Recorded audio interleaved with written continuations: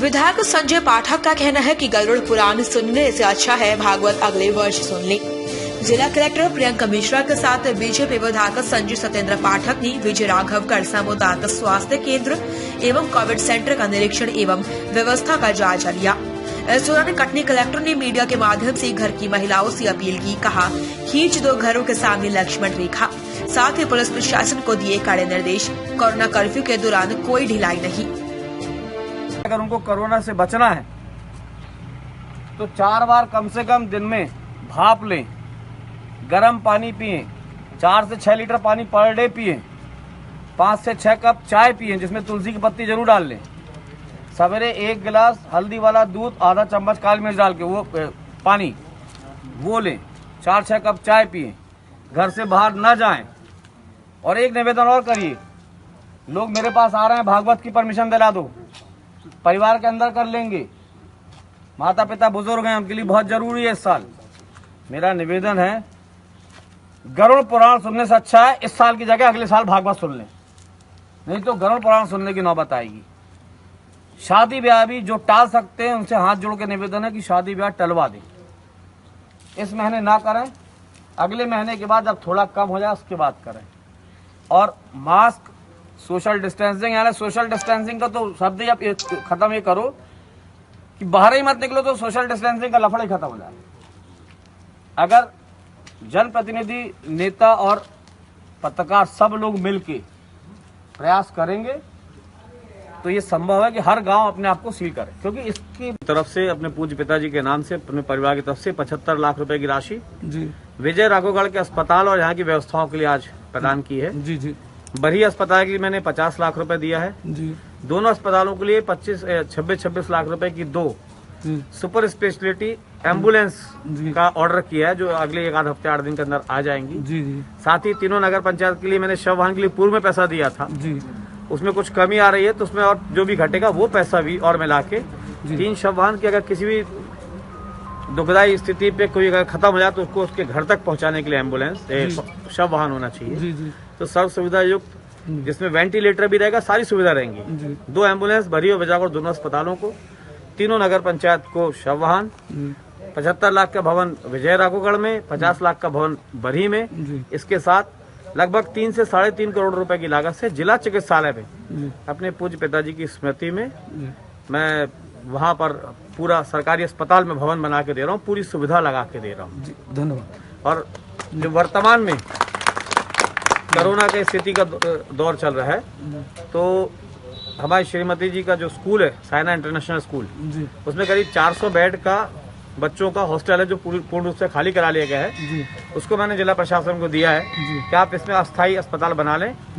बिस्तर भी है, टॉयलेट भी है, साथ में भोजन पानी से लेकर सारी व्यवस्था हमारे परिवार के द्वारा ही की जाएगी। क्षेत्र के लोगों को मैं लगातार रेमडेसिविर इंजेक्शन की जो आवश्यकता थी उस पर संघर्षरत हूँ। माननीय मुख्यमंत्री जी से 3 दिन से बात चल रही है, माननीय सांसद जो हमारे प्रदेश अध्यक्ष भी हैं उनसे भी बात चल रही है और लगातार इंजेक्शन की जो आपूर्ति है वो होती जा रही है। और मुझे उम्मीद है आज जो 2-3 दिन का हमारे प्रयास है इसका प्रतिफल कल से देखने को मिलेगा कि जितनी हमारी आवश्यकता है उतने इंजेक्शन हमको यहाँ पर मिलना चालू हो जाएंगे। जो ऑक्सीजन की कमी आ रही थी अब वो कमी को दूर कर लिया गया है। अब ऑक्सीजन की हमारे संपूर्ण कटनी जिले में सरकारी अस्पताल से लेकर निजी चिकित्सालय तक में किसी प्रकार से ऑक्सीजन की कोई कमी नहीं आने पाएगी। क्या मान रहे हैं अभी इस समय की स्थिति को कोरोना के हिसाब से विजय राघवगढ़ कैसा है, सुरक्षित है या? देखिए, विजय राघवगढ़ भी उसी भारत का अंग है, उसी विश्व उस धरती का अंग है जो सब अभी पीड़ित हैं और परेशान हैं। ऐसे दौर में तो विजय राघवगढ़ भी अछूता नहीं है, ना कैमूर ना बरही।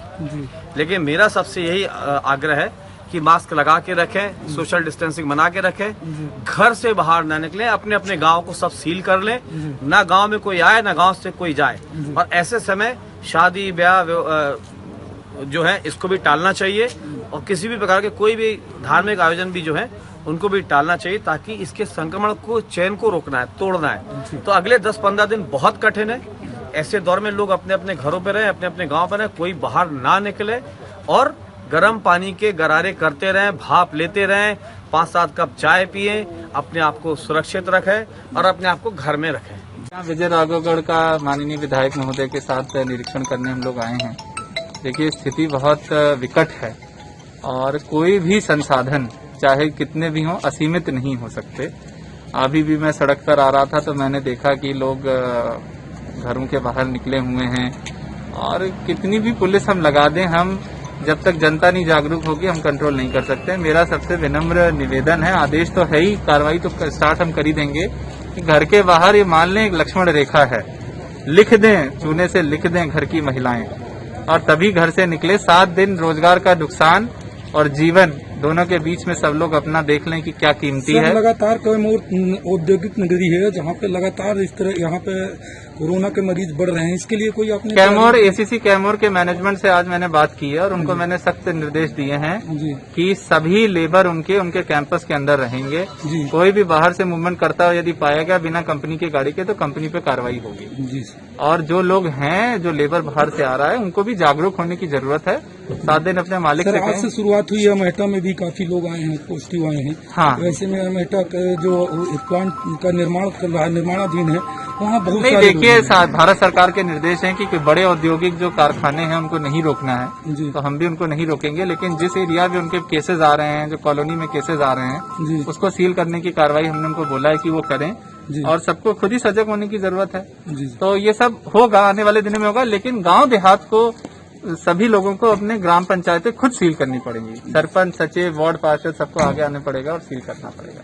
बाकी यहाँ पे 25 बेड की हम लोग व्यवस्था बना रहे हैं विजय राघवगढ़ में। कुछ पेशेंट उनके पास 12 भी हैं। 25 बेड का मतलब 50 सिलेंडर की व्यवस्था करनी है, वो हम कल ही कर लेंगे। सर, इंजेक्शन और सिलेंडर के मामले देखिए, अभी मेरे यही निर्देश रहेंगे कि ऐसे पेशेंट्स को ही विजय राघवगढ़ में रखा जाए जो इंजेक्शन वाली कैटेगरी में नहीं आते हैं, क्योंकि इंजेक्शन शॉर्ट सप्लाई में है। और जैसे ही एक बार इसकी व्यवस्था बन जाएगी, इंजेक्शन की सप्लाई थोड़ी व्यवस्थित हो जाएगी, तब हम यहाँ सीरियस पेशेंट भी रखना शुरू करेंगे।